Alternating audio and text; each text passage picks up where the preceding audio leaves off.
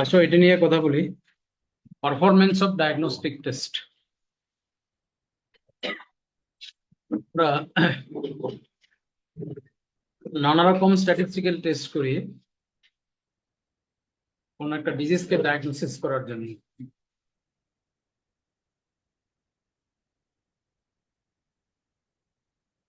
তো কোন একটা ডায়াগনস্টিক টেস্ট কোন একটা ডিজিজ ডায়াগনোসিস করতে পারে কি পারে না, এটাই কিন্তু পারফরমেন্স।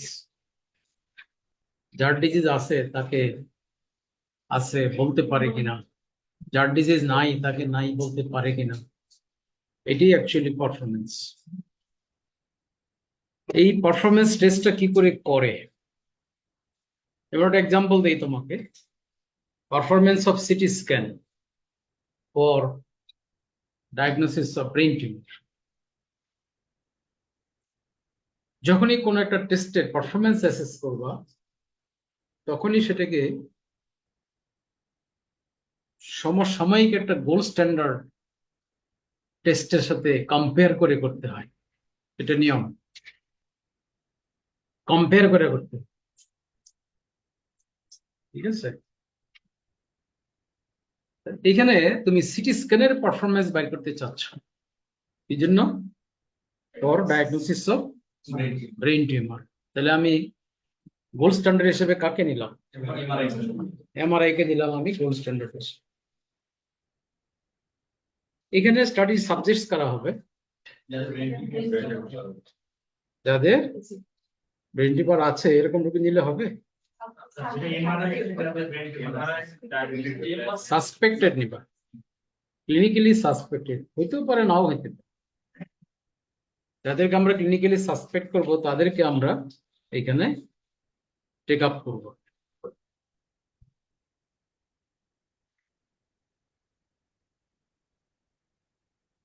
তো এরকম 500 লোক নাও, ক্লিনিক্যালি সাসপেক্টেড ব্রেন টিউমার নিলাম 500 লোক। কি করবো এদেরকে? হ্যাঁ, সিটি স্ক্যান করবো, আবার আবার এমআরআইও করবো, দুইটাই করবো। কোন রিপোর্টের উপর ডিপেন্ড করে তুমি বলবা যে এর ব্রেন টিউমার আছে, এর ব্রেন টিউমার নাই? এমআরআই গোল্ড স্ট্যান্ডার্ড, এমআরআই উপর ডিপেন্ড করে বলবো। এখন এমআরআই যাদেরকে বলতেছে ব্রেন টিউমার আছে, এবার তুমি দেখো সিটি স্ক্যান তাদের ব্যাপারে কি বলে। এমআরআই যাদেরকে বলছে ব্রেন টিউমার নাই, এবার দেখো সিটি স্ক্যান তাদের ব্যাপারে কি বলে। এইটি হলো সিটি স্ক্যানের পারফরমেন্স। তো এটা তোমার এরকম একটা 2x2 টেবিল হয়ে যাবে। এই দেখো কার কার ব্রেন টিউমার আছে, এই টেবিল থেকে কি বোঝা যায়? ব্রেন টিউমার আছে কার কার, আছে কার কার, এটা বলো।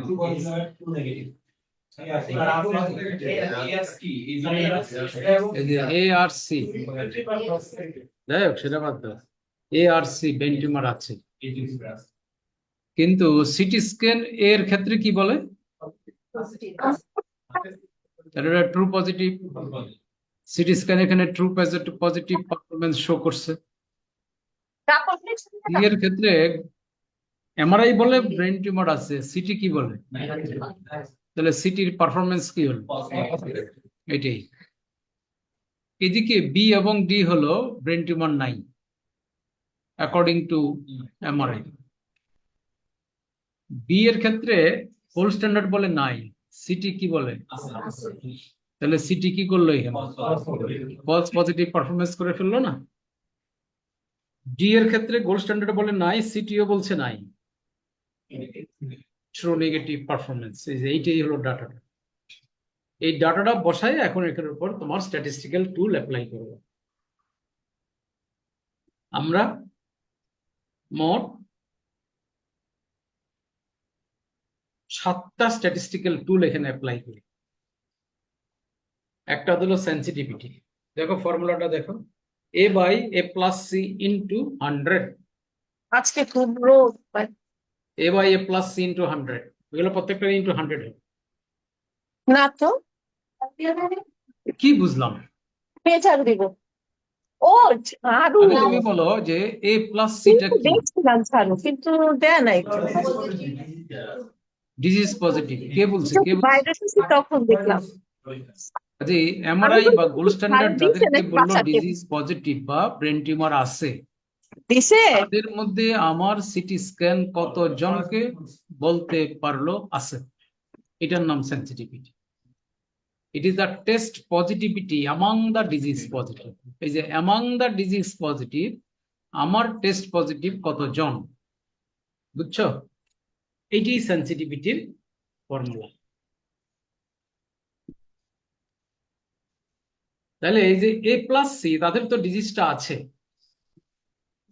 তাদের মধ্যে আমার সিটি কতজনকে বললো আছে। যাদের ডিজিজ আছে তাদেরকে আমার টেস্ট যদি বলে আছে, তাহলে আমার টেস্টের পারফরমেন্স হলো ট্রু পজিটিভ। এখন এই ট্রু পজিটিভ সে কতটুকু করলো, সাউন্ড কমাও আজিন। এটা হলো সেন্সিটিভিটি। এই জন্য এটাকে আরেক ভাষা বলে ট্রু পজিটিভ রেট। সে ট্রু পজিটিভ কতটা করতে পারলো। ধরো এমআরআই করে দেখলাম এখানে 100টা লোকের ব্রেন টিউমার আছে, সিটি যদি বলে এখানে 80 জনের ব্রেন টিউমার আছে, তাহলে সেন্সিটিভিটি ট্রু পজিটিভ রেট 80%। আর বাকি 20% কি ফলস নেগেটিভ না? বাকি 20 জনকে বলবে সে নাই, কিন্তু আসলে তাদের আছে, ফলস নেগেটিভ করে ফেললো। তাহলে সেন্সিটিভিটির আরেক নাম কিন্তু ট্রু পজিটিভ রেট। কারণ এটার কনসেপ্টটা হলো, সেন্সিটিভিটি মানেটাই হলো যে যার ডিজিজ আছে তাকে আমার টেস্ট কতটুকু আছে বলতে পারে, কত পার্সেন্টকে আছে বলতে পারে। 100 জনের ডিজিজ আছে, আমার টেস্ট 100 জনকে বলে দিল আছে, তাহলে তার সেন্সিটিভিটি হবে 100%, ট্রু পজিটিভ রেট হবে 100%। বুঝা গেল? এবার যাও স্পেসিফিসিটি ফর্মুলা দেখো, D by B plus D into 100, D by B plus D into 100। এইবার কি বুঝছো? আগে দেখো নিচের পার্টটা কি, বি প্লাস ডিটা কি?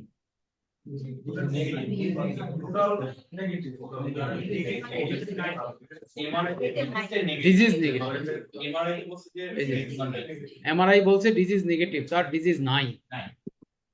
এমআরআই যাদেরকে বললো ডিজিজ নাই, তাদের মধ্যে কতজনকে আমার টেস্ট বলতে পারলো নাই, এটা হলো স্পেসিফিসিটি। তো যার ডিজিজ নাই তাকে যদি আমার টেস্ট বলতে পারে নাই, তাহলে এটা তোমার কি ট্রু নেগেটিভ রেট না? এটা আগেটা ছিল কি ট্রু পজিটিভ রেট, এর হলো ট্রু নেগেটিভ রেট। যাদের ডিজিজ নাই তাদের মধ্যে যদি 100 জনকে বলতে পারে নাই, তাহলে তার ট্রু নেগেটিভ রেট 100%, স্পেসিফিসিটি 100%। আমার এখানে 100 জন লোকের আছে, তাদেরকে এমআরআই করে দেখলাম তাদের কারোরই ব্রেন টিউমার নাই। এখন সিটি স্ক্যান যদি বলে আমি দেখতেছি এখানে 90 জনের ব্রেন টিউমার নাই, তাহলে সিটি স্ক্যানের স্পেসিফিসিটি হবে 90%। মানে সে ট্রু পজিটিভ রেট করতেছে 90%। আর বাকি 10 জনের ক্ষেত্রে সে কি বলবে, ডিজিজ আছে বলে ফেলবে না, কিন্তু আসলে তাদের নাই, তাহলে ফলস পজিটিভ। তাহলে সেন্সিটিভিটি হলো ট্রু পজিটিভ রেট, আর স্পেসিফিসিটি হলো ট্রু নেগেটিভ রেট। বলো তো ট্রু নেগেটিভ রেট সর্বোচ্চ কত? মানে 1, তাই না? 1 মানেই তো 100%। ট্রু নেগেটিভ রেট সর্বোচ্চ 1। এখন মনে করো একটা টেস্টের স্পেসিফিসিটি 90% পাওয়া গেল, তাহলে 100 মাইনাস 90 এই যে 10, এটা কি? False positive rate. তাহলে তিনটা কথা আমি শোনাই এবার। সেন্সিটিভিটি হলো ট্রু পজিটিভ রেট। যার ডিজিজ আছে তাদের মধ্যে কত পার্সেন্ট কি আছে বলতে পারে, ট্রু পজিটিভ রেট। স্পেসিফিসিটি হলো ট্রু নেগেটিভ রেট। যার ডিজিজ নাই তাদের মধ্যে কত পার্সেন্ট কে সে নাই বলতে পারে। তাহলে 100 মাইনাস স্পেসিফিসিটি, এটা কি? False positive rate. 100 minus specificity অথবা 1 মাইনাস স্পেসিফিসিটি, এটা হলো ফলস পজিটিভ রেট।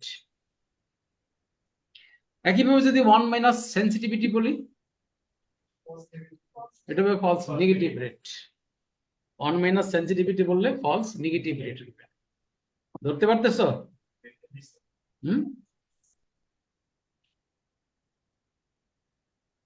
আচ্ছা, ধরো একটা টেস্টের সেন্সিটিভিটি 100%, তাহলে তার ফলস নেগেটিভ কত? 0 না?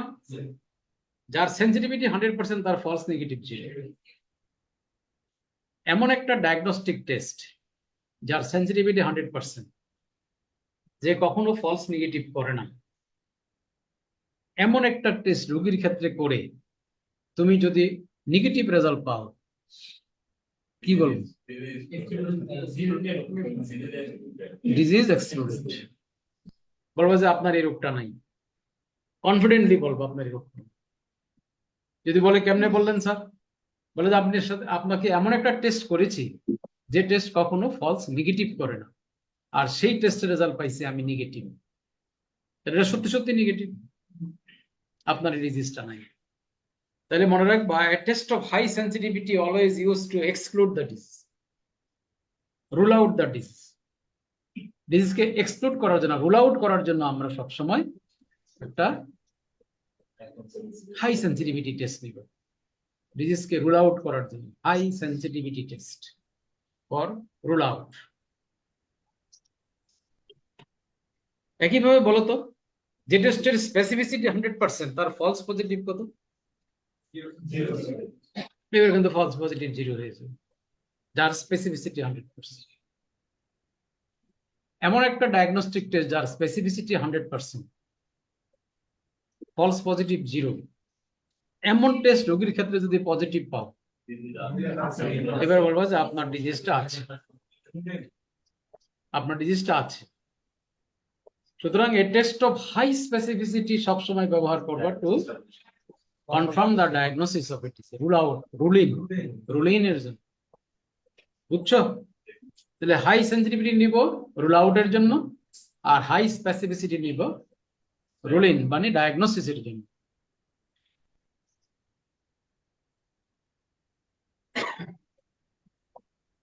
হাই সেন্সিটিভিটি টেস্ট আরেকটা কাজে ব্যবহার হয়, স্ক্রিনিং টেস্টের জন্য। স্ক্রিনিং, কারণ আমরা স্ক্রিনিং এ কি চাই? না, আমরা একটা স্ক্রিনিং এ কি চাই?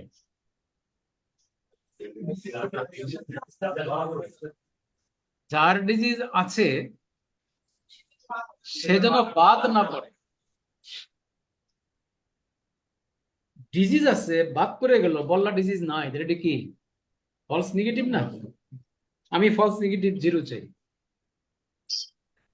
এমন একটা টেস্ট দরকার যার ফলস নেগেটিভ অলমোস্ট নাই, সেন্সিটিভিটি খুবই হাই। এরকম ডায়াগনস্টিক টেস্ট যার ডিজিজ আছে তাকে মিস করবে না, তাকে ইনক্লুড করবে।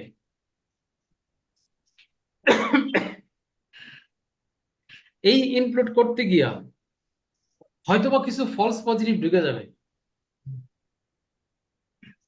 ঢুকে যাক, অসুবিধা নাই। সেগুলো আমার পরবর্তী টেস্টে বাদ হবে, পরবর্তী টেস্টে এগুলো বাদ হয়ে যাবে। বুঝছো?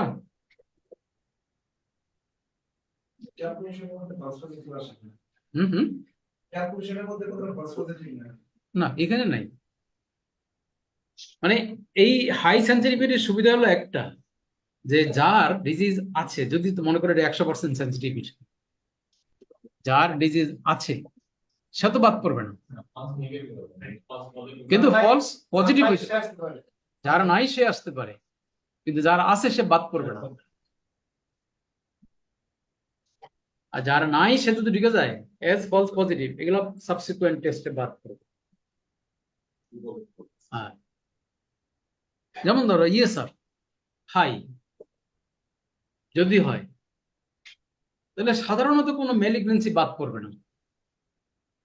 তাহলে স্যার হাই করো না, দেখি আমার সমাজে কতজনের ম্যালিগনেন্সি আছে দেখবো, সবার স্যার করবো সাহেব হাই স্যার। তবে হাই স্যার তো আরো অন্য কারণে হতে পারে, সেগুলো ঢুকে যাবে, কিন্তু যার নাকি ম্যালিগনেন্সি আছে সে হোপফুলি বাদ করবে। এইটাই ব্যাপারটা।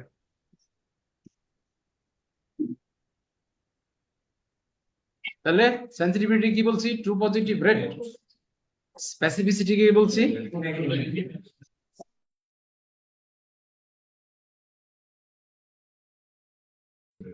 ওয়ান মাইনাস স্পেসিফিসিটি মানে ফলস পজিটিভ, 100 মাইনাস স্পেসিফিসিটি মানেই তো ফলস পজিটিভ।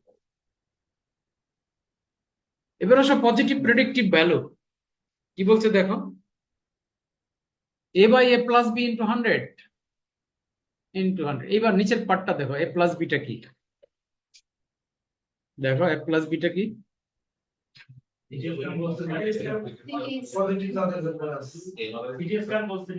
সিটি স্ক্যান বলছে ডিজিজ আছে। তাদের মধ্যে এবার দেখতে চাই গোল্ড স্ট্যান্ডার্ড দ্বারা প্রমাণিত সত্যি সত্যি কতজনের আছে। এটা হলো positive predictive value. CT scan যাদেরকে বলতেছে ডিজিজটা আছে, মানে আমার টেস্ট যাদেরকে বলতেছে ডিজিজ আছে, তাদের মধ্যে সত্যি সত্যি কতজনের আছে অ্যাকর্ডিং টু গোল্ড স্ট্যান্ডার্ড। এটা হলো পজিটিভ প্রেডিক্টিভ ভ্যালু, নামের সাথে মিল আছে।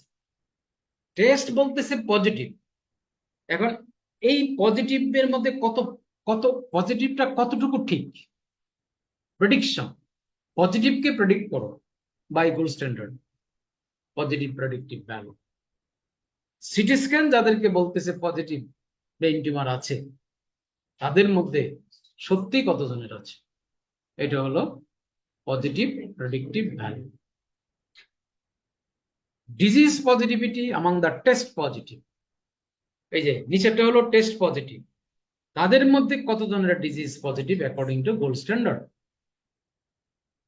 পরেরটা যাও, negative predictive value D by C plus D into 100, কি বুঝছো? D by C plus D into 100।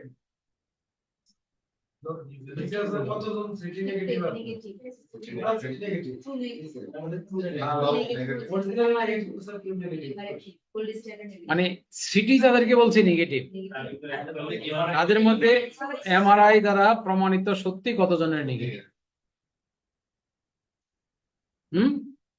এটা হলো negative predictive value. Disease negativity among the test negative, যারা টেস্ট নেগেটিভ তাদের মধ্যে কত percent disease negative according to gold standard, এটা হলো নেগেটিভ প্রেডিক্টিভ ভ্যালু। বুঝছো?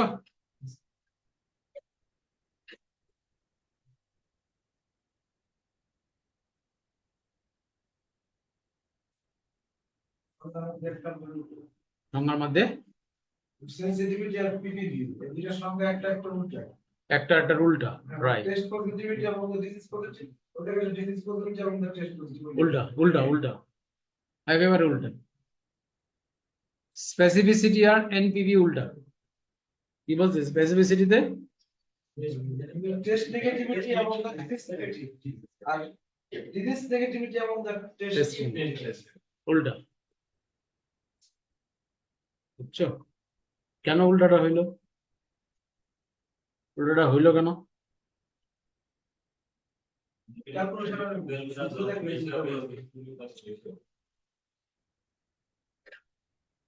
দেখো সেন্সিটিভিটিতে কি বলছি, test positivity among the disease positive. যারা ডিজিজ পজিটিভ তাদের মধ্যে কত পার্সেন্টে আমার টেস্ট পজিটিভ। তো বলো তো দেখি, যারা ডিজিজ পজিটিভ এই কথাটা কে বলবে?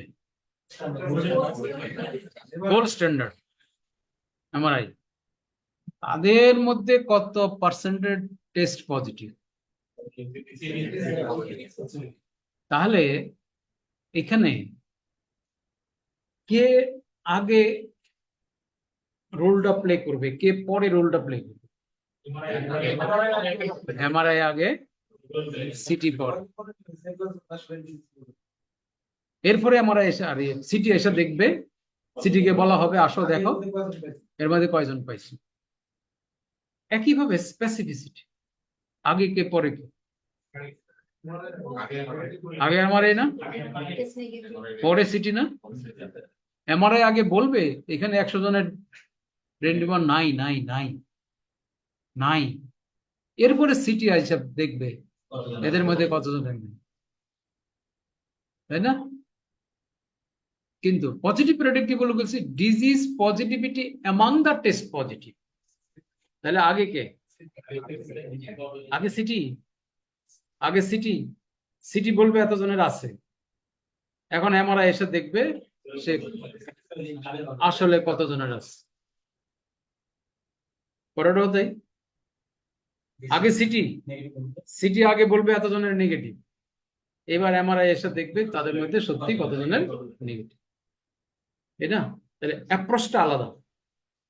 সেন্সিটিভিটি স্পেসিফিসিটিতে প্রথমে কাজ করবে গোল্ড স্ট্যান্ডার্ড, গোল্ড স্ট্যান্ডার্ডের ফলাফলের উপর এসে কাজ করবে টেস্ট।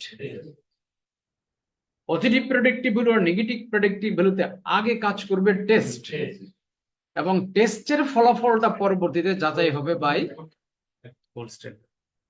এটা 2A অ্যাসেসমেন্ট, 2A অ্যাসেসমেন্ট। তাহলে এখন এই সেন্সিটিভিটিটা একটা সোজা বাংলা কি বলা যায়? যার ডিজিজ আছে তাকে আমার টেস্ট আছে বলতে পারে কিনা, সেন্সিটিভিটি। যার ডিজিজ আছে তাকে আমার টেস্ট আছে বলতে পারে কিনা, এটি সেন্সিটিভিটি। আর স্পেসিফিসিটি, যার ডিজিজ নাই তাকে আমার টেস্ট নাই বলতে পারে। যার ডিজিজ নাই এটা বলবে গোল্ড স্ট্যান্ডার্ড, তারপরে আমার টেস্ট দেখে এটাকে নাই বলতে পারি।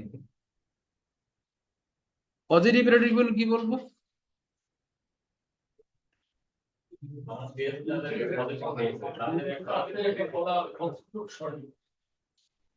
ডিজিজ আছে বলাটা কতটুকু সঠিক? ডিজিজ আছে বলাটা বলে ফেলবে কে? বলে ফেলবে কে? বলে ফেলবে টেস্ট, সিটি জাজ করবে। তাহলে ডিজিজ আছে বলাটা কতটুকু সত্য, এটা হলো পজিটিভ প্রেডিক্টিভ ভ্যালু। ডিজিজ আছে বলাটা কতটুকু সত্য, এই আছে বলাটা আগে বলবে আমার সিটি, তারপর এটাকে সত্যতা যাচাই করবে এসে গোল্ড স্ট্যান্ডার্ড। এটা কতটুকু সত্য, ডিজিজ নাই বলে ফেলাটা কতটুকু সত্য, আমি তো নাই বলে ফেলছি, এটা কতটুকু সঠিক, এটা হলো নেগেটিভ প্রেডিক্টিভ ভ্যালু। এরপর আসো অ্যাকুরেসি, বলছে A+D divided by total subject into 100 accuracy. A+D টা কি? এই দুটো কিন্তু কারেক্ট ডায়াগনোসিস। সিটি কিন্তু এইখানে কারেক্ট ডায়াগনোসিস করছে আর ডি তে কারেক্ট ডায়াগনোসিস করছে, আর বাকিগুলোকে নট কারেক্ট, নট কারেক্ট। তাহলে এখন এই total correct diagnosis divided by total study subject into 100, correct diagnosis done by the test, এটা হলো অ্যাকুরেসি। কত পার্সেন্ট কারেক্ট ডায়াগনোসিস করে? যার আছে তাকে আছে বলাটা কারেক্ট ডায়াগনোসিস, যার নাই তাকে নাই বলাটাও কারেক্ট ডায়াগনোসিস। এই কথাটাই বলছি।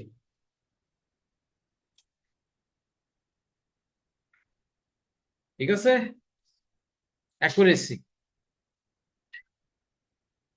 হয়ে গেল। মূল জিনিসগুলা চারটা আর একটা পাঁচটা: sensitivity, specificity, PPB, NPV, accuracy.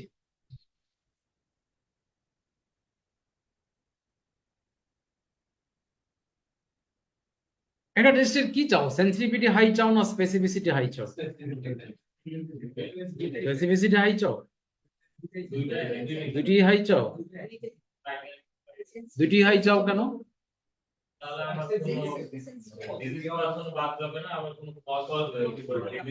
False পজিটিভও হবে না, ফলস নেগেটিভ হবে না। আমি তো একটা ডিজিজ ডায়াগনোসিস করতে গিয়ে দুটা ভুলই তো করি, থার্ড কোনো ভুল তো নাই। দুটা ভুল করি না? কি কি? ফলস নেগেটিভ, ফলস নেগেটিভ, আর এটা হলো এই দুটো ভুলই তো করি, দুটার একটাও করতে চাই না। তাহলে আমি সেন্সিটিভিটিও হাই চাই, স্পেসিফিসিটিও হাই চাই। কিন্তু আনফরচুনেটলি কোন একটা পার্টিকুলার ডায়াগনস্টিক টেস্টের সেন্সিটিভিটিও হাই, স্পেসিফিসিটিও হাই এমন পাওয়া যায় না। কারণ সেন্সিটিভিটি আর স্পেসিফিসিটির মধ্যে একটা ইনভার্স রিলেশন আছে, ম্যাথমেটিক্যালি একটা ইনভার্স রিলেশন। একটা বাড়লে তখন ওইটা কমে যায়। You can get the high sensitivity at the cost of high, মানে at the cost of specificity, or you can get the high specificity at the cost of sensitivity. এটা হইতে পারে।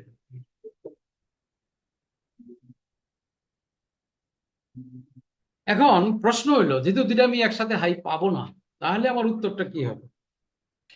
যে আমি একটা টেস্টের সেন্সিটিভিটি হাই চাই না স্পেসিফিসিটি হাই চাই, এই উত্তরটা কি হবে? উত্তরটা হবে it will depend on the taxation of the false positivity and false negativity. False পজিটিভের ক্ষতি বেশি হবে নাকি ফলস নেগেটিভের ক্ষতি বেশি for a particular disease diagnosis, ওই অনুযায়ী তুমি চিন্তা করো। যদি মনে করো ফলস নেগেটিভ করলে বেশি ক্ষতি হবে, তাহলে এমন একটা ডায়াগনস্টিক টেস্ট এই রোগীর ক্ষেত্রে নিবা, রোগের ক্ষেত্রে নিবা যার সেন্সিটিভিটি হাই। আর যদি মনে করো না ফলস পজিটিভ করলে বেশি ক্ষতি হবে, যে ডিজিজটা আমি ডায়াগনোসিস করতে যাচ্ছি তাকে যদি আমি ফলস পজিটিভ করি তাহলে বেশি ক্ষতি হবে, তাহলে তুমি হাই স্পেসিফিসিটি নিবে। এই জাজমেন্টটা কিন্তু তোমার।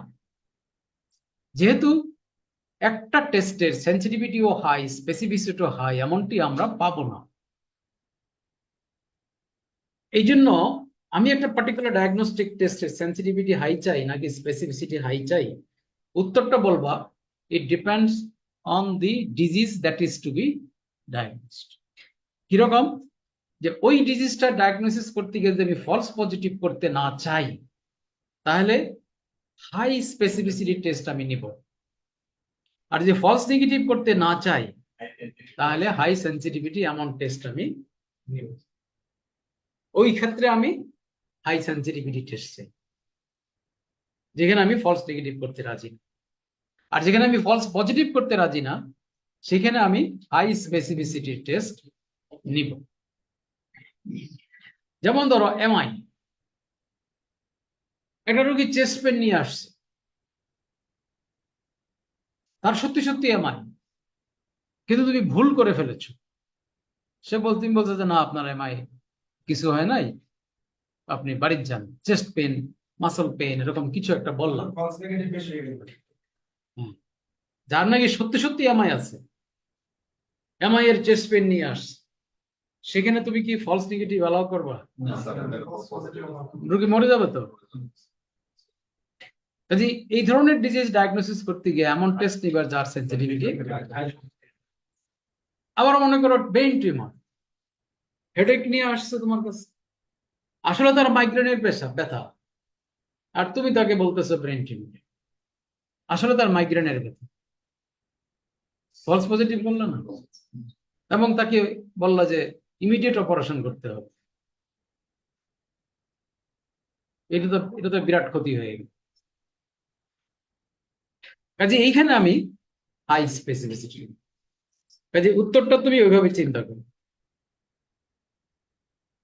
এবার আসো এলআর পজিটিভ, মানে likelihood ratio positive.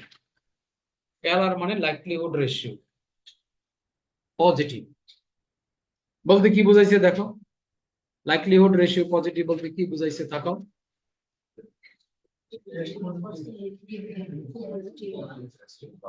Test positivity in a person with disease divided by test negativity in a person without disease. LR positive.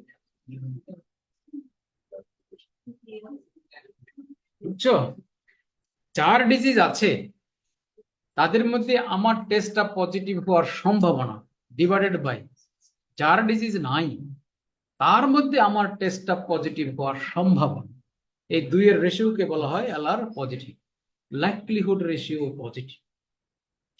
তুমি একটু চিন্তা করো তো দেখি, যার ডিজিজ আছে তার মধ্যে তোমার টেস্টটা পজিটিভ হওয়ার প্রবাবিলিটি তুমি কি বেশি দেখতে চাও না কম দেখতে চাও? বেশি দেখতে চাই। যার ডিজিজ নাই তার মধ্যে আমার টেস্ট পজিটিভ হওয়ার সম্ভাবনা কি বেশি দেখতে চাই না কম দেখতে চাই? তাহলে তুমি উপরেরটা বেশি চাও, নিচেরটা কম চাও, তাহলে রেশিওটা কি চাও? রেশিওটা 1 এর বেশি চাই। যখনই রেশিওটা 1 এর বেশি হবে তখনই বুঝবা যে এইটা ঠিক আছে, এই টেস্টটা ঠিক আছে। এখন 1 এর বেশি কত বেশি হলে তুমি এটাকে ক্লিনিক্যালি ইউজফুল বলবা? বলছে যে 10 অথবা 10 এর উপরে, 10 or more than 10 যদি হয় তাহলে তুমি এটাকে বলবা ইয়েস, এই টেস্টটা ভালো। পজিটিভিটি 10 গুণ বেশি হইতে হবে। 10 গুণ বেশি হইতে হবে কম্পেয়ার টু উইদাউট ডিজিজ। হতে পারে কিছু ফলস পজিটিভ তো হতেই পারে, কিন্তু 10 গুণ হইতে হবে। 10 গুণ না হলে মানে মোর দ্যান 10 টাইমস, 10 গুণ না, মানে 10 or more, মিনিমাম 10, মিনিমাম 10, এর উপরে যত বেশি হবে তত ভালো। ঠিক আছে, এলআর নেগেটিভ দেখো, likelihood ratio negative. Negativity, test negativity in a person with disease divided by test negativity in a person without disease. এইবার রেশিও কম চাই না, একের চেয়ে কম চাই না, কেন কেন কেন কেন একের চেয়ে কম চাও কেন?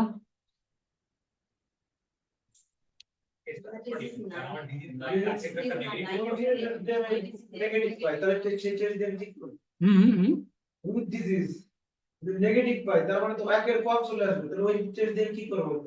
না ওটা ঠিক আছে, কিন্তু তুমি একের চেয়ে কম চাই আমি এই জন্য যে আমি সবসময় চাইবো যে নিচেরটা বেশি চাইবো, উপরেরটা কম চাইবো, এটা না? সুতরাং রেশিওটা 1 এর নিচে হলে আমি মনে করি ঠিক আছে। লেস দেন 1 কত? লেস দেন 1 মানে কত? কতর কম হলে আমি এটা নিব? এবার বলছে 0.1 or less, 0.1 or less, ওই একই 10 এর ফর্মুলাই আর কি। আগেটা ছিল 10 or more, এটা হবে 0.1 or less। এই তো মোটামুটি হয়ে গেল।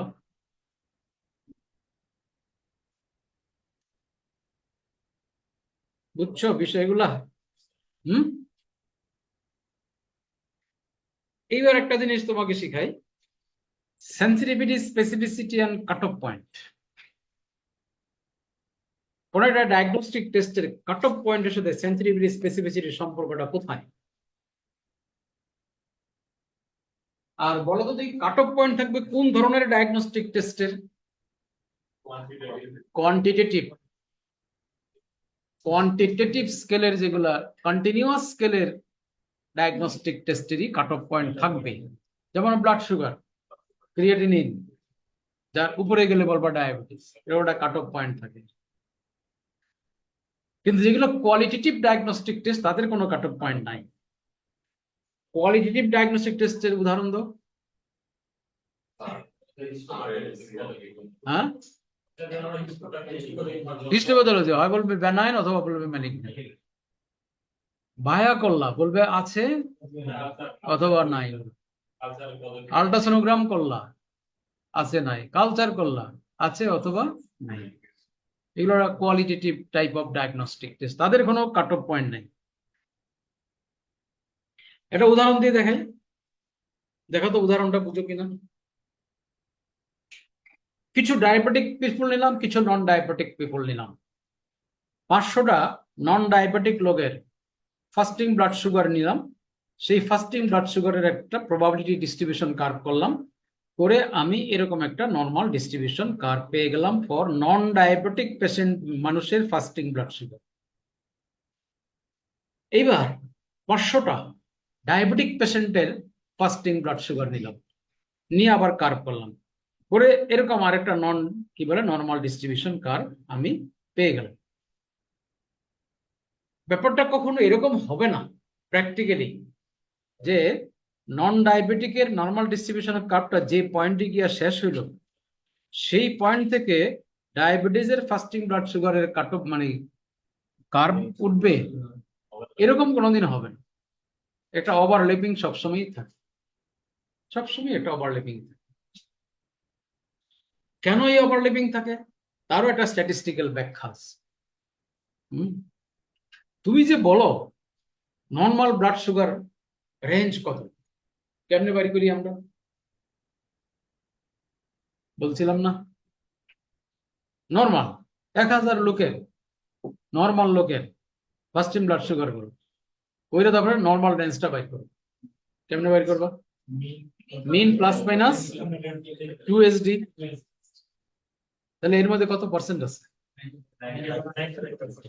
বাকি 2.5% কিন্তু এটার উপরে, এটার উপরে, তাই না? আবার বলো, ডায়াবেটিক রোগীদের ফাস্টিং ব্লাড সুগার করলা, করার পরে তো একটা 95% বাবা মিন প্লাস মাইনাস 2SD, হ্যাঁ 95%। তাহলে এই যে মিনিমাম নিচে কিছু ডায়াবেটিক রোগী আছে না, 2.5% আছে না? ওই যে ডায়াবেটিক রোগীর যে রেঞ্জ দিলা তার নিচেও 2.5% থাকবে, যে 2.5% তুমি হেলদি বলে ডিক্লেয়ার করবে। আবার নর্মাল লোকের একটা রেঞ্জ দিলা, তার উপরেও কিন্তু 2.5% থাকবে, যাদেরকে তুমি কিন্তু ডায়াবেটিক বলে ডিক্লেয়ার করবে। এই জন্য একটু ওভারল্যাপিং। আচ্ছা এখন বলো তো দেখি, যদি কাট অফ পয়েন্টটা আমি এইখানে ধরি, এই যে এইখানে ডায়াবেটিসের যেটা লোয়েস্ট পয়েন্ট, এইটাকে দিলাম আমি কাট অফ পয়েন্ট, তাহলে কোন ডায়াবেটিক রোগী কি মিস হবে? মানে কোনো ফলস নেগেটিভ হবে? তাহলে সেন্সিটিভিটি কত হবে? 100%। কিন্তু অনেক ফলস পজিটিভ হয়ে যাবে, বুঝতেছো কার্ভ থেকে? কারণ এই যে আমার এই যে কিছু লোক নর্মাল, এরা ডায়াবেটিক হয়ে যাবে, তাহলে ফলস পজিটিভ বেড়ে যাবে। ফলস পজিটিভ বাড়লে কোনটা কমবে? স্পেসিফিসিটি কমবে। কাজে আমি যদি কাট অফ পয়েন্টটা এই জায়গায় ধরি, তাহলে সেন্সিটিভিটি হবে 100%, কিন্তু স্পেসিফিসিটি কমে যাবে, তাই না? এবার মনে করো কাট অফ পয়েন্ট দিলাম এইখানটায়, তাহলে কোন নন ডায়াবেটিক হবে? তাহলে ফলস পজিটিভ 0, তাহলে স্পেসিফিসিটি। কিন্তু অনেক ডায়াবেটিক রোগী মিস হয়ে যাবে, ফলস নেগেটিভ বাইরে যাবে, স্পেসিফিসিটি কমে যাবে, বুঝছো? তাহলে এখান থেকে একটা কথা পরিষ্কার, কাট অফ পয়েন্টটা যদি নিচের দিকে নামিয়ে আনা যায়, সেন্সিটিভিটি বাড়বে কিন্তু কমে যাবে। আর কাট অফ পয়েন্টটা যদি উপরে দেওয়া যায়, সেন্সিটিভিটি কমে যাবে। এখন কি করবা? হ্যাঁ, এই জন্য কাট অফ পয়েন্ট এই যে মাঝখানে দেয়। যেহেতু মাঝখানে দেয়, আর এই মাঝখানটাকে তুমি যদি স্বীকার করো, তাহলে তো বুঝতে পারলা কেন কাটটা ওভারল্যাপ করে। কারণ এই যে মাঝখানে তুমি যে কাট অফ পয়েন্টটা দিলা, তার উপরে ডায়াবেটিস, নিচে কি ডায়াবেটিস নাই? আছে তো, কিছু থাকবে। আচ্ছা, এই যে কাট অফ পয়েন্টটা মাঝখানে দিলা, তার নিচে নন ডায়াবেটিক, কিছু কি উপরে ডায়াবেটিস আছে না? এই কারণে, আর ওই 92 মিন প্লাস মাইনাস 2 এর কারণে তোমার এই কাটটা ওভারল্যাপ করে। এই জন্য সবসময় যে কোনো জিনিসের কাট অফ পয়েন্টটা এইভাবে ডিটারমাইন করে। সুতরাং একটা কথা শুধু মনে রাখবে, নিচে এই যে এদিকে 0 টু এদিকে না লো, তাহলে কাট অফ পয়েন্ট লো হইলে এই যে high sensitivity, low specificity. Cut off point high হইলে low sensitivity but high specificity. Normalize করে নিতে হবে, স্কিউড ডাটাগুলোকে তখন নর্মালাইজ করে ফেলে। তবে একটা কথা মনে রাখবা, স্যাম্পল সাইজ যখন নাকি অনেক বড় হবে, তাহলে কিন্তু পপুলেশনে একটা স্কিউড ডাটাও নর্মাল ডিস্ট্রিবিউশনে চলে আসে। তারপরেও যদি না আসে, তাহলে আমরা লগারিদম করে নর্মালাইজ করা হয় এটাকে। এগুলো অনেক স্ট্যাটিস্টিক্যাল প্রসেস আছে। এবার রক কার্ভটা নিয়ে একটু কথা বলি। আবারও বলি, rock curve is only for quantitative continuous diagnostic test. Only for diagnostic test which is in quantitative continuous scale. Qualitative diagnostic টেস্টের ক্ষেত্রে রক কার্ভ করার কোনো সুযোগ নাই। এটা নিয়ে আমার একবার এক পাবলিক হেলথের লোকের সাথে তুমুল তর্ক হয়েছে।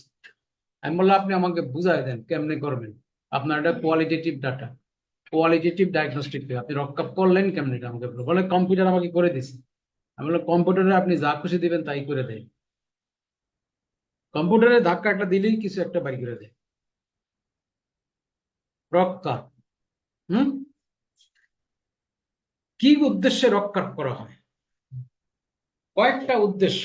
এক, অপটিমাম কাট অফ পয়েন্টটা কত এটা বাই করে। দুই, এই ডায়াগনস্টিক টেস্টটা আসলে ক্লিনিক্যালি ইউজফুল কিনা এটা বোঝা। এই দুইটা কারণে আমরা রক কার্ভ করি, to find out the optimum diagnostic cut off point, optimum cut off point. আরেকটা হলো whether this test is clinically useful or not.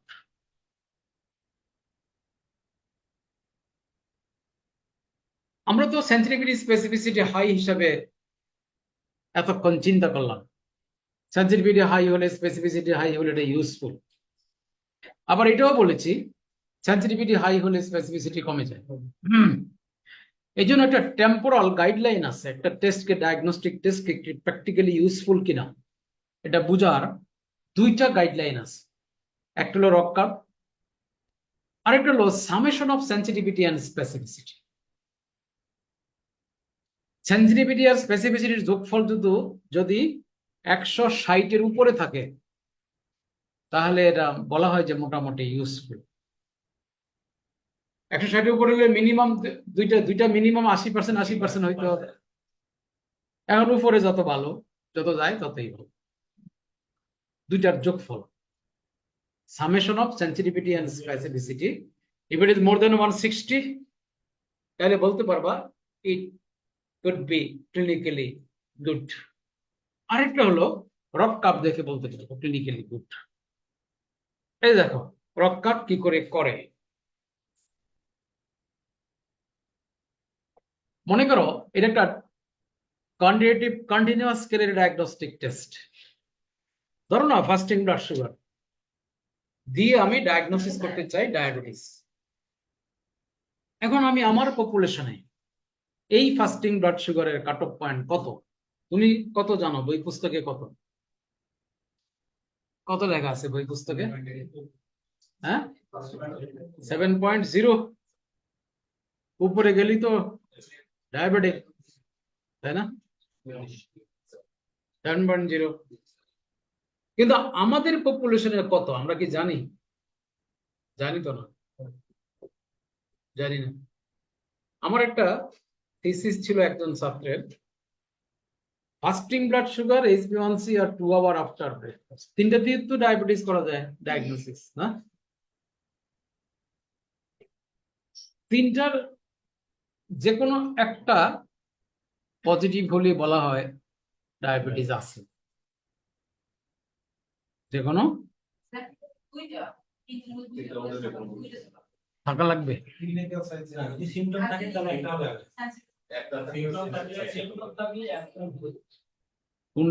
কোনটা থাকতেই হবে? এইরকম কি সিম্পটম থাকলে টেস্ট একবার করলে হবে, সিম্পটম না থাকলে টেস্ট দুইবার করতে হবে। এইটাই টেস্ট তো রিপোর্ট দেখে না। আমি তো তাই জানি, যে কোনো একটা পজিটিভ হলেই ডায়াবেটিস। আর সিমটম নাই তার ক্ষেত্রে দুইবার করতে হবে, পরপর দুইবার করতে হবে। আর সিমটম যারা আছে তারা একবার করলে, মানে one occasion, not one test. কারণ কি, কেন? এই তিনটার যে কোনো একটা টেস্ট পজিটিভ হলে ডিজিজ আছে, কারণ এই তিনটার মধ্যে কোনো মিল পাওয়া যায়, কোনো কনকর্ডেন্স পাওয়া যায়। তিনটাই পজিটিভ এমন রোগীর সংখ্যা তুমি 30% পাবা, তার বেশি পাবা, 40% পাবা। এই তিনটাকে পজিটিভ ধরে যদি করতে চাও, বহু ডায়াবেটিক রোগী মিস হয়ে যাবে, বহু বহু মিস হয়ে যাবে, বুঝছো?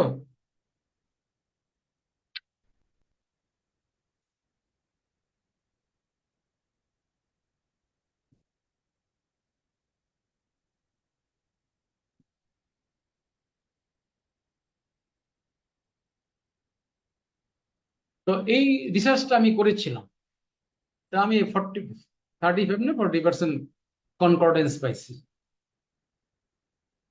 আর 60% এর ক্ষেত্রে নো কনকর্ডেন্স। এই জন্য একটা ইউনিক একটা টুল নাই ফর ডায়াবেটিস। কোনটা কি ইউনিক গোল্ড স্ট্যান্ডার্ড বলা খুব কঠিন। তো ধরো ফাস্টিং ব্লাড সুগার, আমি একটা অপটিমাম কাট অফ পয়েন্ট করতে চাই, ঠিক আছে? ধরো আমি কাট অফ পয়েন্ট প্রথমে ধরলাম 5 কাট অফ পয়েন্ট ধরে আমি একটা সেন্সিটিভিটি পাবো না, একটা স্পেসিফিসিটি পাবো না? সেই স্পেসিফিসিটিকে 1 মাইনাস স্পেসিফিসিটি করো, তাহলে সেন্সিটিভিটি একটা ভ্যালু, 1 মাইনাস স্পেসিফিসিটি একটা ভ্যালু। সেন্সিটিভিটিকে ওয়াই এক্সিসে দেব, 1 মাইনাস স্পেসিফিসিটিটাকে এক্স এক্সিসে দিয়ে একটা পয়েন্ট আমি পাবো গ্রাফে। এবার কাট অফ পয়েন্ট 5-এর জায়গায় 6 করো, সেন্সিটিভিটি আবার কমে যাবে না? আগের চেয়ে কমবে না? স্পেসিফিসিটি বাড়বে না? তাহলে আরেকটা সেন্সিটিভিটি পাবো, আরেকটা স্পেসিফিসিটি পাবো, মানে আরেকটা 1 মাইনাস স্পেসিফিসিটি পাবো। এইবার এটাও গ্রাফে প্লট করো, করে আরেকটা পয়েন্ট পাবো। এরকম কম্পিউটার করবে কি নিজে নিজে? ধরো 10টা ডিফারেন্ট কাট অফ পয়েন্টসে, 15টা ডিফারেন্ট কাট অফ পয়েন্টসে চুজ করবে। চুজ করলে 15টা সেন্সিটিভিটি, 15টা স্পেসিফিসিটি। তাহলে 15টা সেন্সিটিভিটিকে ওয়াই অ্যাক্সিসে প্লট করো, আর 15টা 1 মাইনাস স্পেসিফিসিটিকে এক্স অ্যাক্সিসে প্লট করো। করার পরে এরকম একটা কার্ভ পাবো, এইটাই রক, এইটাই রক। এই যে রক কার্ভ পাইতে হলে তোমার ডায়াগনস্টিক টেস্টটাকে ডিফারেন্ট কাট অফ পয়েন্ট ধরে ধরে তার সেন্সিটিভিটি স্পেসিফিসিটি বাইর করতে হবে। এরকম ডিফারেন্ট কাট অফ পয়েন্ট তুমি কেবলমাত্র কোয়ান্টিটেটিভ টেস্টের ক্ষেত্রে পাবা, কোয়ালিটেটিভ টেস্টে পাবা না। এই জন্যই রক কার্ভ শুধুমাত্র একদম ঠিক আছে।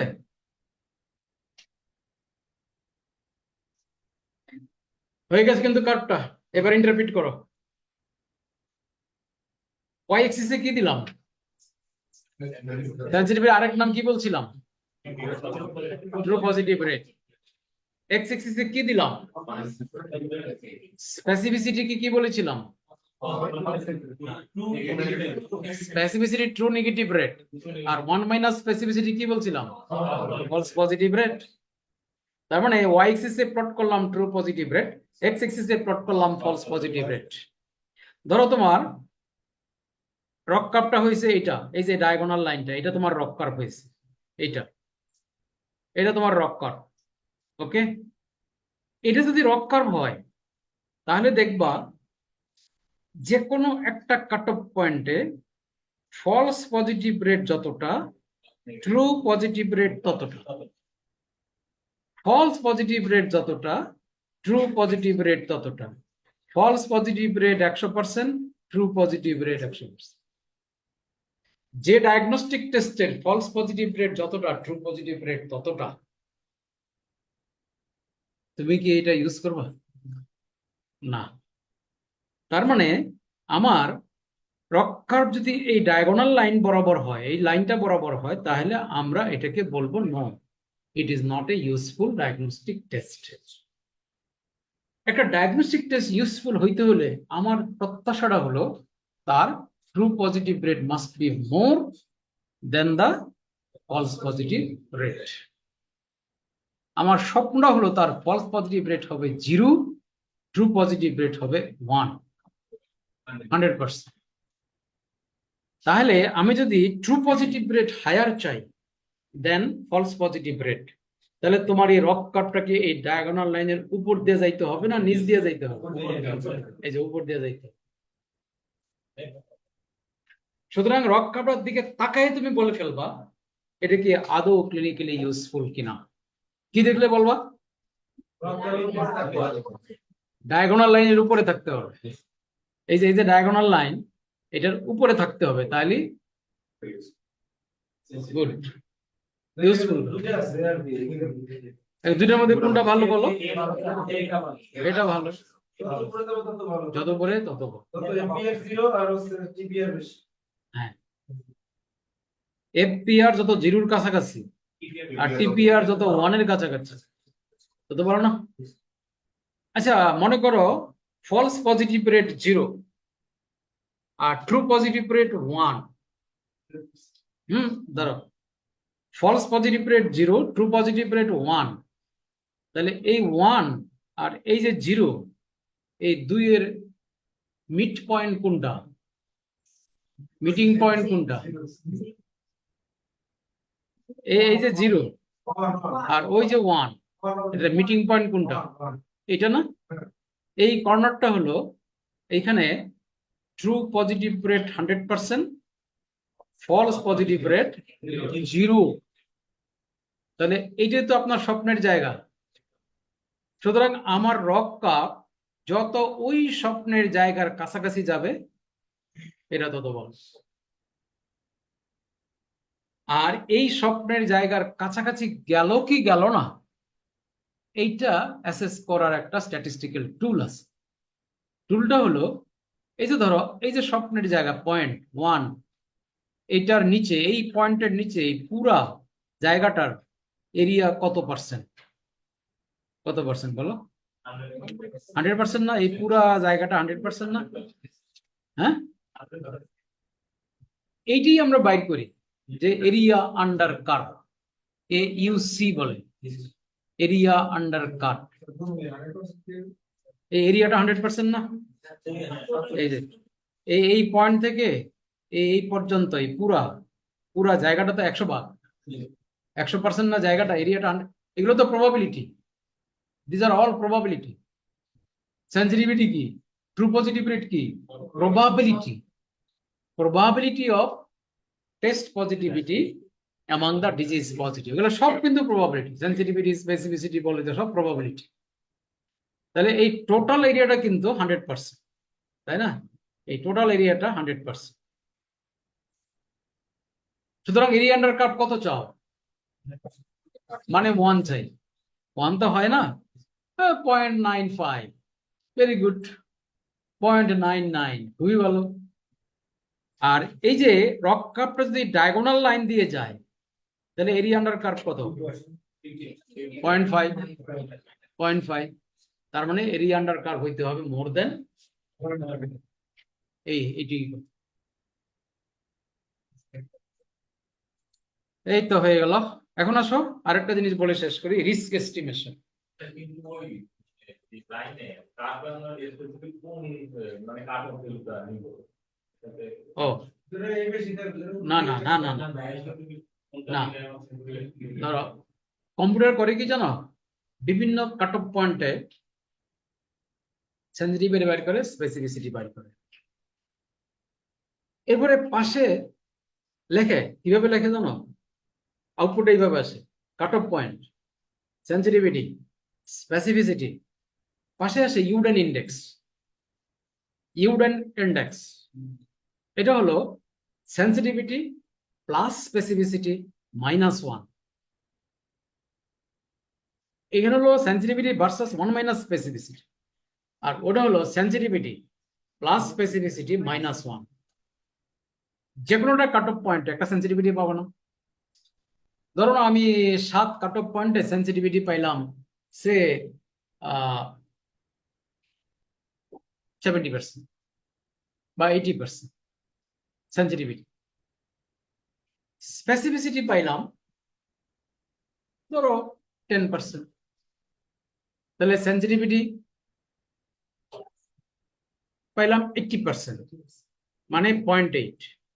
স্পেসিফিসিটি পাইলাম মনে করো 10%, কত? 0.1। তাহলে 0.8 প্লাস 0.1 কত? -1। এটি হলো ইউডেন ইন্ডেক্স। সেই ইউডেন ইন্ডেক্সটা একদম লো কাট অফ পয়েন্ট দিয়ে স্টার্ট করো, একদম লো দিয়ে স্টার্ট করো। লোয়েস্ট কাট অফ পয়েন্টে sensitivity should be very high. ধরো ওই যেটা বললাম 0.85 এরকম। স্পেসিফিসিটি হবে খুবই কম, -1, একটা ফিগার পাবো, এটা ইউডেন ইন্ডেক্স। এবার সেন্সিটিভিটি কি বলে, কাট অফ পয়েন্ট বাড়াও, এটা ভিন্ন সেন্সিটিভিটি, ভিন্ন স্পেসিফিসিটি, ভিন্ন ইউডেন ইন্ডেক্স। ইউডেন ইন্ডেক্সটা হয় কি, প্রথমে আস্তে আস্তে বাড়তে থাকে, বাড়তে থাকে, বেড়ে বেড়ে একটা জায়গায় গিয়ে হাইয়েস্ট হয়, তারপর আবার কমতে থাকে। তুমি শুধু দেখবা যে কম্পিউটার বারটা ডিফারেন্ট কাট অফ পয়েন্ট নিয়ে স্টার্ট করছে, কাট অফ পয়েন্ট গুলা লো থেকে হাইয়ের দিকে যাচ্ছে। ইউডেন ইন্ডেক্স প্রথমে লো, হাইয়ের দিকে যাচ্ছে, আবার লো। তুমি দেখবা হাইয়েস্ট ইউডেন ইন্ডেক্সটা কোন কাট অফ পয়েন্টের এগেনস্টে আমি পাইলাম, ওই কাট অফ পয়েন্টই হবে অপটিমাম কাট অফ পয়েন্ট। তাহলে অপটিমাম কাট অফ পয়েন্ট আমরা বের করবো ফ্রম ইউডেন ইন্ডেক্স। মানেটা কি, the cut off point which corresponds to the highest Youden index. এটি হলো optimum cut off. Youden, YOUDEN, Youden index. এগুলো কম্পিউটার করে ফেলে।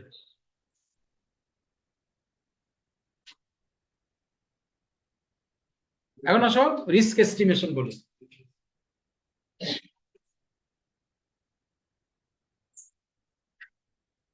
রিস্ক এস্টিমেশন বলো না, এটা দেখলে না দেখলে বুঝবো না। তুমি মনে করো এটা হলো ওয়াই অ্যাক্সিস, এটা এক্স অ্যাক্সিস। ওয়াই অ্যাক্সিসে কি দিবা, সেন্সিটিভিটি না? মনে করো একদম লো কাট অফ পয়েন্ট দিয়ে স্টার্ট করছো, মনে করো 3 দিয়ে স্টার্ট করছো, ফার্স্ট টাইম ব্লাড সুগার মনে করো, তাহলে সেন্সিটিভিটি একদম চাঙ্গে উঠে যাবে, 1 এর কাছাকাছি চলে যাবে, স্পেসিফিসিটি খুবই কমে যাবে, তাই না? তাহলে একদিকে কাট অফ পয়েন্ট, পাশে সেন্সিটিভিটি, তার পাশে স্পেসিফিসিটি, তার পাশে সেন্সিটিভিটি প্লাস স্পেসিফিসিটি মাইনাস 1, এক থেকে বাদ দিব। ওটা মনে করো কি বলে সেন্সিটিভিটি পাইছো 1, ধরো ধরো সেন্সিটিভিটি 1 পাইছি, হ্যাঁ, বা 0.99 পাইয়া গেছে সেন্সিটিভিটি, বা 0.9 ধরো সেন্সিটিভিটি। স্পেসিফিসিটি পাইছো 0.1, কারণ কাট অফ পয়েন্টটা লো না, কাট অফ পয়েন্ট লো তো, কাট অফ পয়েন্ট মনে করো 3, একেবারে সেন্সিটিভিটি পাইছো 0.1, 0.9, স্পেসিফিসিটি পাইছো 0.1, মানে 10%। দুইটা যোগ করো, 1 না, -1 কত? এই উডেন ইন্ডেক্স হলো তার 0, এই যেখানে 0, যেখানে সেন্সিটিভিটি একদম একদম 0.9, তার এগেইনস্টে ইউডেন ইন্ডেক্স 0। এবার কাট অফ পয়েন্ট একটু বাড়াও, ধরো 3 এর থেকে 5 এ গেলা, সেন্সিটিভিটি কি তোমার 0.9 পাইবে? ধরো 0.7। স্পেসিফিসিটি একটু বাড়বে, 0.1 আসছে বাড়বে, মনে করো 0.3। কথার কথা না, এটা আমি বললাম, কিন্তু 0.3 পাইবা না, ধরো 0.2 পাইবা, পাইলো না 0.2, তাহলে 0.2 আর 2 হলো কত হয়েছে? -1, কত? 0.1। এই যে বাড়তেছে, 0 ছিল, 0 থেকে বাড়তেছে, এরকম ইউনিয়ন ইন্ডেক্স বাড়তে থাকবে, বাড়তে বাড়তে মাঝামাঝি একটা জায়গায় গিয়ে হাইয়েস্ট হবে, আবার কমতে থাকবে, কমে আবার 0 দিয়ে, কারণ ওই যে sensitivity specific inverse relation, inverse relation. যে জায়গাটা তুমি হাইয়েস্ট ইউনিয়ন ইন্ডেক্স পাবা ওই গ্রাফে, সেই হাইয়েস্ট ইউনিয়ন ইন্ডেক্সটা তুমি দেখবা কোন কাট অফ পয়েন্টের এগেইনস্টে পাইবা, সেই কাট অফ পয়েন্টটাকে বলা হয় অপটিমাম কাট অফ। তাহলে মাঝখানে আসবে হচ্ছে ইন্ডিয়ান ইন্ডাস্ট্রি হাইয়েস্ট। হাইয়েস্ট, আমি বললেন প্রথম বাড়তে থাকে তারপর আস্তে আস্তে কম হবে। মাঝখানে এরকম একটা পরিস্থিতি। কারণ তুমি কাট অফ পয়েন্ট কি করতেছো, প্রথমে 4, কোথায় কোথায় বাড়তেছে কোথায় তাহলে তারপরে উপরে যাচ্ছে, বাড়াইতেছে বাড়াইতে বাড়াইতে বাড়াইতে একদম উপরে চলে গেল, কিন্তু একদম উপরের কাট অফ পয়েন্টটা তোমার বেস্ট কাট অফ পয়েন্ট না, কারণ ওইখানে তো তুমি সেন্সিটিভিটি একদম নাই বললেই হয়ে যাবে, নাই বললেই হয়ে যাবে, কারণ এটা তুমি নিতে পারবো না, এই জন্য অপটিমাইজ করতে হয়, true positive false positive sensitivities গুলো অপটিমাইজ করা হয়। এই অপটিমাইজের জন্য হবে যে ইউডেন ইন্ডেক্স, হাইয়েস্ট ইউডেন ইন্ডেক্সের করসপন্ডিং কাট অফ পয়েন্টই হলো, এটা খুবই হাইও না আবার খুবই লো না, এটি হলো 7, এটি হলো 7, আমি আবার এটা 5ও না আবার এটা 11ও না।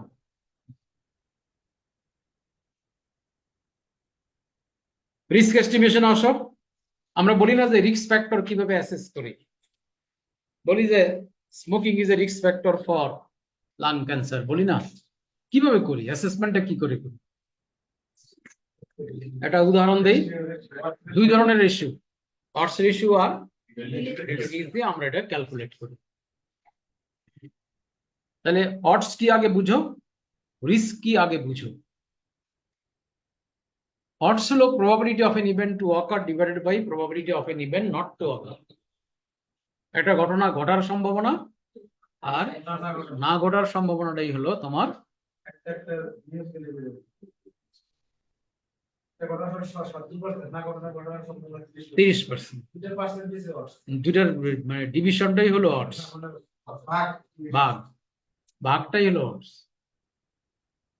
আর রিস্ক হলো number of new event divided total person at risk, মোট কতজন রিস্কে ছিল তার মধ্যে কতজন ফেল মানে পাস মানে কি বলে হইল। মনে করো পরীক্ষা দিছো, সবারই ফেল করার সম্ভাবনা ছিল, দেখি কতজন ফেল করছে,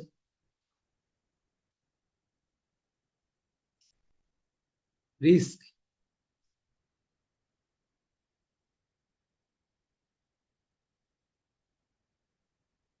বুঝছো অডস আর রিস্কের মধ্যে পার্থক্যটা?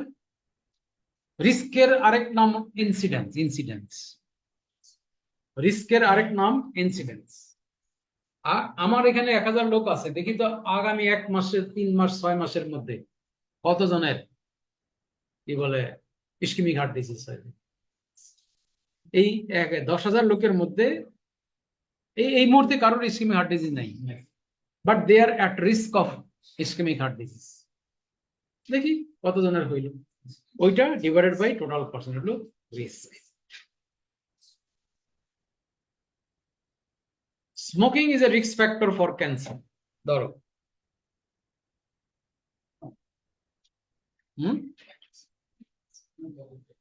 তাহলে একটা রিসার্চ করো, কেস কন্ট্রোল স্টাডি বা কোহোর্ট স্টাডি বা ক্রস সেকশনাল স্টাডি করো, তাহলে ডাটাটা এরকম ভাবে বসে যাবে ফলাফলটা। এই টেবিল থেকে বলা যায় কারা কারা ক্যান্সার। এ আর ক্যান্সার, তাদের মধ্যে স্মোকার কে এ, নন স্মোকার সি। আবার বি এবং ডি এর ক্যান্সার নাই, তাদের মধ্যে স্মোকার হলো বি, ডি হলো নন।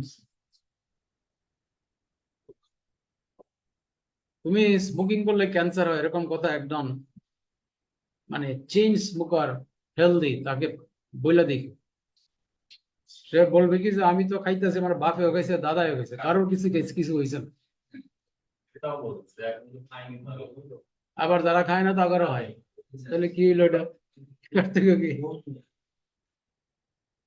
কিন্তু তুমি তো চিন্তা করবা সব অ্যাজ এ সায়েন্টিস্ট, কারণ অনেক লোকের ক্যান্সার যে শুধু কি স্মোকিং এখানে ফ্যাক্টর, আরো বহু ফ্যাক্টর থাকে, কত কিছু থাকতেছে।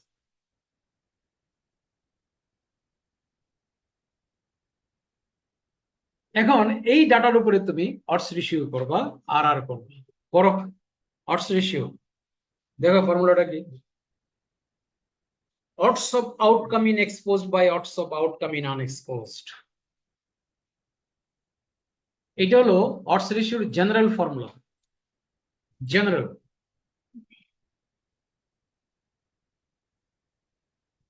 এই ফর্মুলার ল্যাঙ্গুয়েজ সিনারিও টু সিনারিও কিন্তু চেঞ্জ হয়ে যাবে,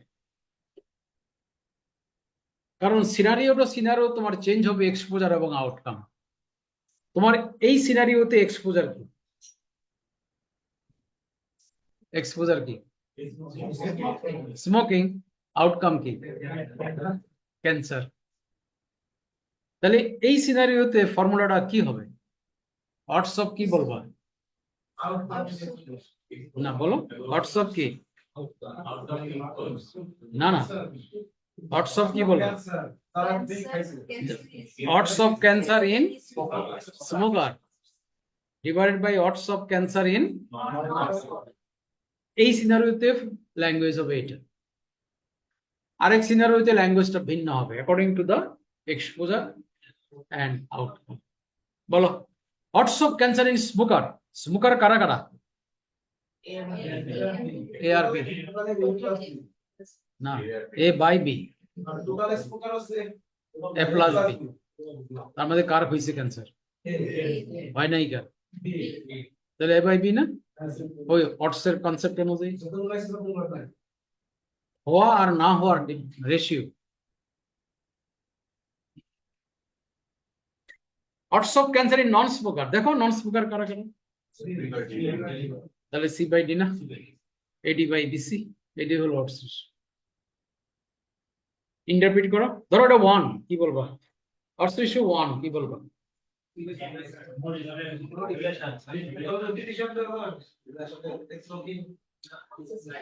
হ্যাঁ ডিসিশন দিতে হবে না। odds রেশিও 1 পাবা কখন এটা আগে বলো, 1 পাবা কখন এটা আগে বলো।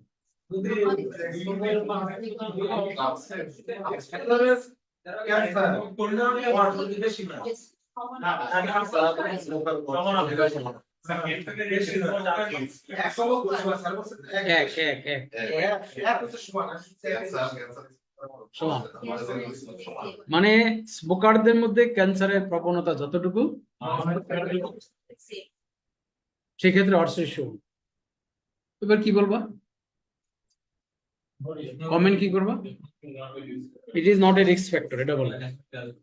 এটা রিস্ক ফ্যাক্টর না। মানে খাইলে যা না খেলে তাহলে এটা কোনো রিস্ক ফ্যাক্টর হতে পারে না। যদি অশিষ্য মোর দেন 1 হয় তাহলে রিস্ক, তার মানে স্মোকারদের বেশি হচ্ছে দেন নন স্মোকার, তাহলে কিন্তু এটা রিস্ক ফ্যাক্টর হয়ে যায়। লেস দেন 1 হলে স্মোকিং করলে আর ভালো হয়। করলে আরো কম হবে, মানে করলে ক্যান্সার কম হবে, সেটাই ভালো হয় বলছি। তার মানে কি প্রোটেক্টিভ, এটাই করলে স্মোকিং প্রোটেক্টিভ ফ্যাক্টর হিসেবে ট্রিট হবে যদি লেস দেন 1 পাও। কোনোদিন যদি তুমি লেস দেন 1 পাও তাহলে তুমি বলো।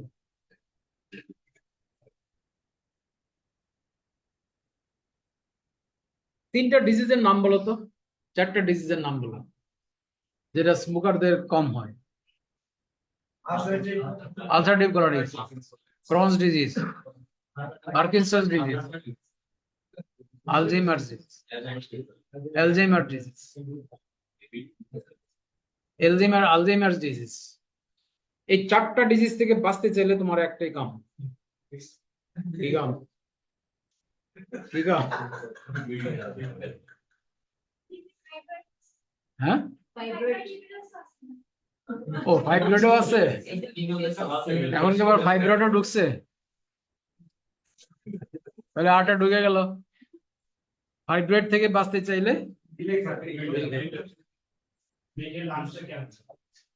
অসুবিধা নেই, তোমার স্বপ্ন তো পূরণ হয়েছে। তুমি ulcerative colitis, Crohn's disease, Alzheimer disease, Parkinson's, fibroid, এইগুলাতে তুমি মরলা না, মরছো এমআই হইয়া, অসুবিধা কি? তোমার স্বপ্ন ঠিক আছে না?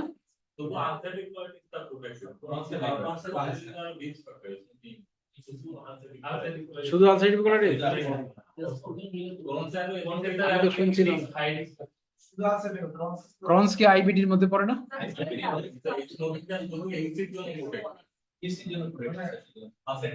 কনসেপ্টের জন্য আছে। বাংলাদেশের মধ্যে 100 দিন ধরে বাসের মধ্যে নিয়ে আবার বেশি দিন দেখা কনসেপ্ট বেশি। আমি শুনছিলাম যে আইবিডি, মানে আইবিডির মধ্যে কি আলসারেটিভ কোলাইটিস, ক্রনস ডিজিজ দুইটাই পড়ে?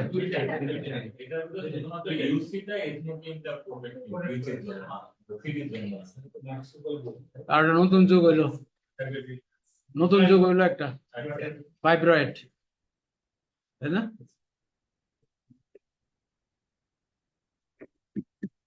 বলো, আসো। আর আর রিলেটিভ রিস্ক একই, risk of cancer in smoker, তাই না? Risk of cancer in non smoker, এটা না ফর্মুলাটা আমার এখানে, মূল ফর্মুলা এটা, risk of outcome in exposed by risk of outcome in unexposed. আমার এই ফর্মুলাতে হবে risk of cancer in smoker by risk of cancer in non smoker. আমার স্মোকার কারা কারা? তার মধ্যে কার হয়েছে? তাহলে A by A plus B না রিস্ক, একইভাবে C by C plus D risk, interpretation same. কোন সময় অবস্থা যাইতে হবে, কোন সময় রিস্ক কেসে তো হবে কি কেস কন্ট্রোল স্টাডি আর ক্রস সেকশনাল স্টাডিতে অডস করবা, কোহর্ট স্টাডি আর ক্লিনিক্যাল ট্রায়ালে আর আর করবা। কেস প্লাস কোনটা নাম বল। কেস কন্ট্রোল স্টাডি আর ক্রস সেকশনাল স্টাডি অডস ও আর কোনটা ক্লিনিক্যাল ট্রায়াল।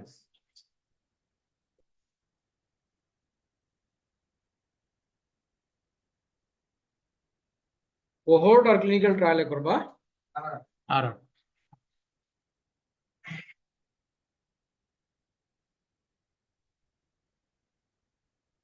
হইলো।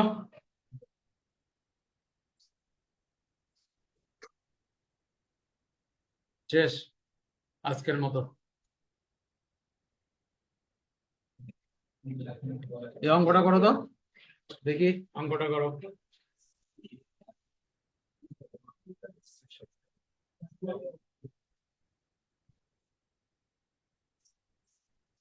In a study, out of 100 obese individuals, 60 developed CAD.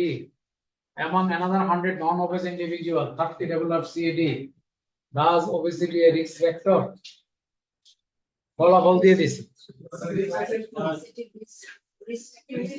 আর আসছে টু উপরে 60% তোমার তো অঙ্কটা করতে কইছি টেবিলটা বানাও না দেখি টেবিলটা বানাও দেখি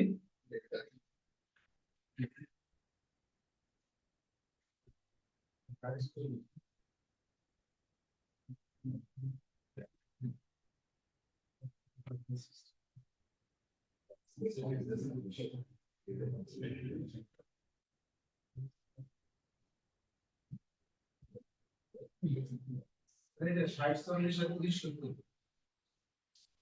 60 40 আর 30 70 হ্যাঁ তাই তো 60 40 আর 30 তাই তো ওই যে দেখো 60 40 30 70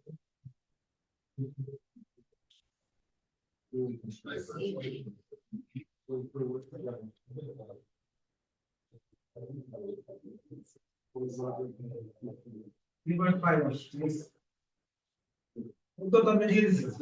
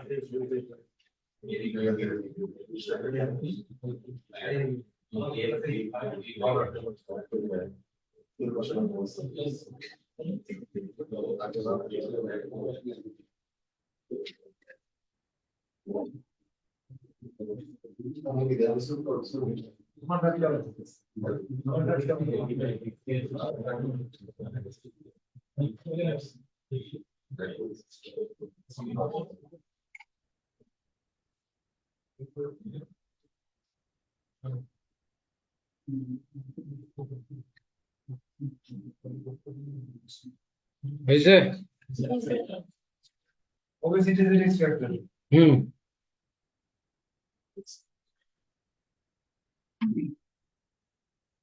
অর্থ রেশিও কত 3.5 কম্পিউটার যখন কাজ করবো তখন দেখো এগুলোর প্রত্যেকটা আবার 95% সিআই দিয়ে দিই পাশাপাশি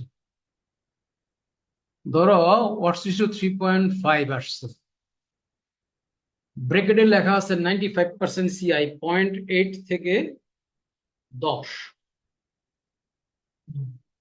এবার কি করবে 95% সিআইটা 0.8 থেকে 10 হ্যাঁ সিগনিফিকেন্ট হবে না কারণ 95% সিআই 0.8 থেকে 10 যদি বলে এটার ভিতরে কিন্তু 1 আছে সেই ক্ষেত্রে 3.5 হইলেও বলবো রেজাল্ট নট সিগনিফিকেন্ট মানে obesity is not a risk factor আর যদি এইটা অর্থ রেশিও 3.5 দিয়া 95% সিআই এরকম বলে যে 1.5 থেকে 7.5 তাহলে সিগনিফিকেন্ট কাজে ওটা খেয়াল করতে হবে 95% সিআই দেখতে হবে দেখে তারপরে কাজ করতে হবে। ঠিক আছে আর কি রইলো তোমাদের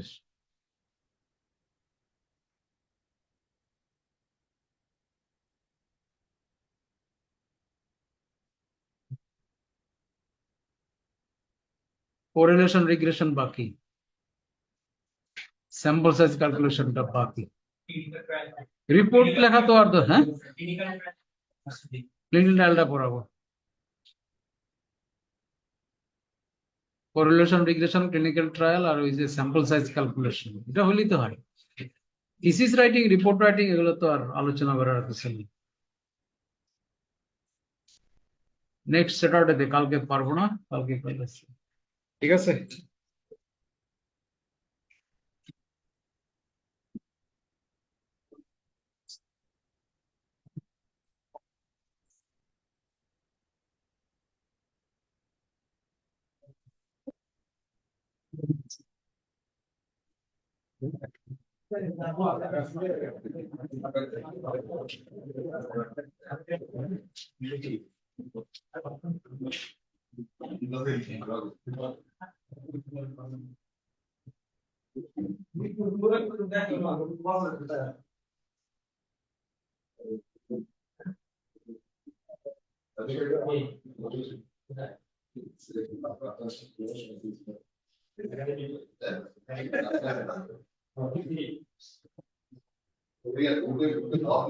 আপনি